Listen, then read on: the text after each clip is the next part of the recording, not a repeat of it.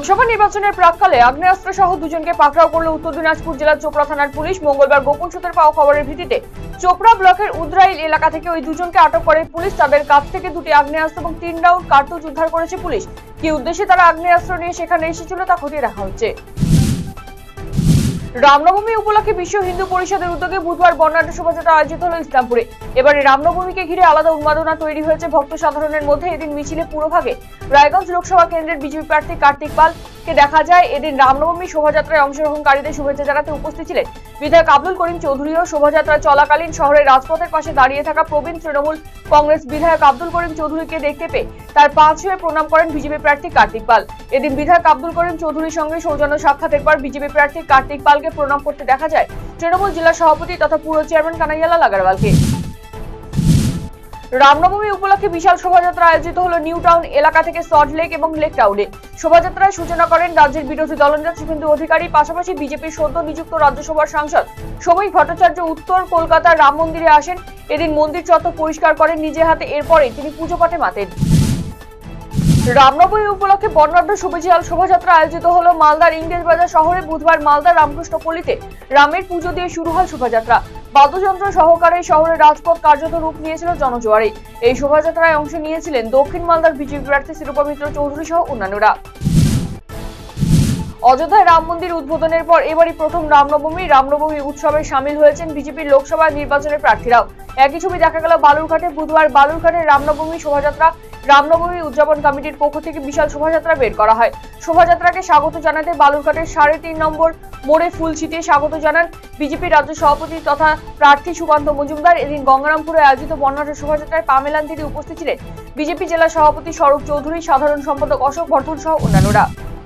বাড়িতেই বিদ্যুৎস্পৃষ্ট হয়ে মৃত্যু হলো এক প্রৌঢ়ের। মঙ্গলবার রাতে এই ঘটনাটি ঘটেছে ইটাহার থানার শ্রীপুর এলাকায়। মৃতের নাম নমল দেব শর্মা, বয়স 61 বছর। পরিবার সূত্রের খবর, এদিন বাড়িতেই বৈদ্যুতিক পাখা চালাতে গিয়ে বিদ্যুৎস্পৃষ্ট হন তিনি। স্থানীয় হাসপাতালে আনার পথেই তার মৃত্যু হয়।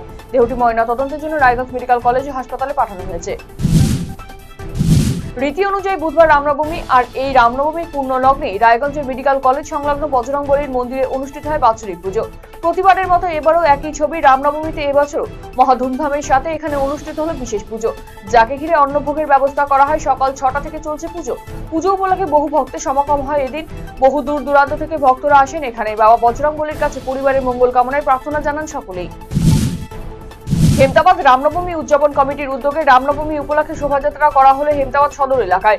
বুধবার দুপুরে হেমতাবাদের শালবাগান এলাকা থেকে এই শোভাযাত্রা শুরু হয়। হেমতাবাদ সদর এলাকা পরিক্রমা করে প্রচুর রাম ভক্ত এদিন শোভাযাত্রায় পা মেলান।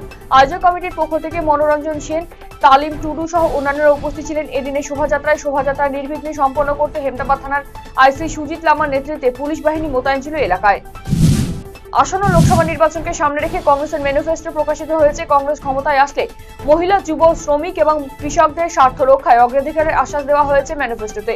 মোদী সরকার মানুষের ভাবাবেগ নিয়ে কোনো কাজই করেনি। এই অবস্থায় কংগ্রেসের প্রার্থীদের ভোট দেওয়ার আবেদন জানিয়ে বুধবার বাগডোগরা কংগ্রেস কার্যালয়ে সাংবাদিক সম্মেলন করলেন সর্বভারতীয় কংগ্রেসের সাধারণ সম্পাদক তথা ইনচার্জ গোলাম আহমেদ মীর।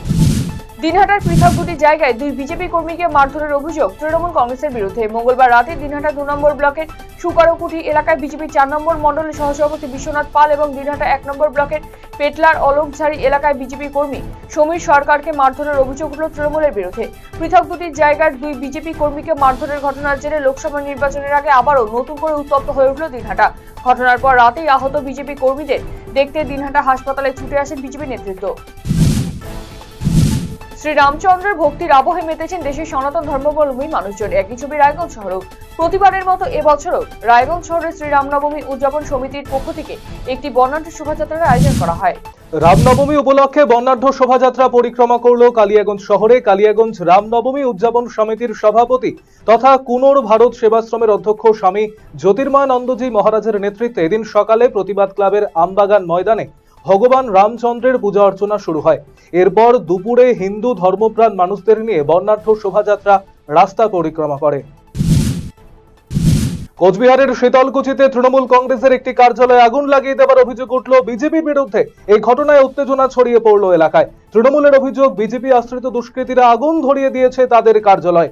বিজেপির দাবি পুরোপুরি মিথ্যা অভিযোগ, নিজেরাই আগুন ধরিয়ে বিজেপির নামে মিথ্যা অভিযোগ করছে তৃণমূল। দলীয় প্রার্থীর সমর্থনে বুধবার মালদার চাঁচলে জনসভা করলেন প্রদেশ কংগ্রেসের সভাপতি অধীর রঞ্জন চৌধুরী। এদিন চাঁচলের গৌরিয়া হাজাতপুর মাঠে আয়োজিত জনসভায় উত্তর মালদার বাম কংগ্রেস জোট প্রার্থী মোস্তাক আলমের সমর্থনে আয়োজিত এই জনসভায় কেন্দ্র এবং রাজ্য সরকারের বিরোধিতায় সরব হন অধীরবাবু। এনআরসি এবং সিএএ কে ভোটপণ্য হিসেবে তুলে আনা হচ্ছে বলে অভিযোগ করেছেন তিনি। এদিনের সভা থেকেই প্রার্থীর জন্য ভোট প্রার্থনা করেন তিনি। এই সভায় উপস্থিত ছিলেন প্রার্থী মোস্তাক আলম, সিপিএম এর রাজ্য কমিটির সদস্য জামিল ফিরদৌস সহ অন্যান্যরা। ডালখোলায় রামনবমী পালন ঘিরে উন্মাদনা। যদিও মঙ্গলবার রামনবমী উদযাপন কমিটি শহরে মাইকিং করে জানিয়ে দেয় যে এবছর শোভাযাত্রা সহ কোনো অনুষ্ঠান করা হবে না তাদের পক্ষ থেকে। রামনবমী উপলক্ষে বুধবার সকাল থেকেই পুলিশি তৎপরতা ছিল চোখে পড়ার মতো। প্রতিটি মন্দির সহ একাধিক স্থানে মোতায়েন ছিল বিরাট পুলিশ বাহিনী। শহরের আকাশে ড্রোনের সাহায্যে নজরদারি চালানো হয়। বেলা 1টা নাগাদ ডালখোলা কলেজ মোড় থেকে একটি শোভাযাত্রা বের হয়। এরপরেই শোভাযাত্রা ডালখোলা বাসস্ট্যান্ড এলাকা এলে সেখান থেকে বিভিন্ন এলাকা থেকে একাধিক শোভাযাত্রা এসে জড়ো হয়। কোনো রকম অপ্রীতিকর ঘটনা এড়াতে এলাকায় কেন্দ্রীয় বাহিনী সহ বিশাল পুলিশ বাহিনী মোতায়েন ছিল।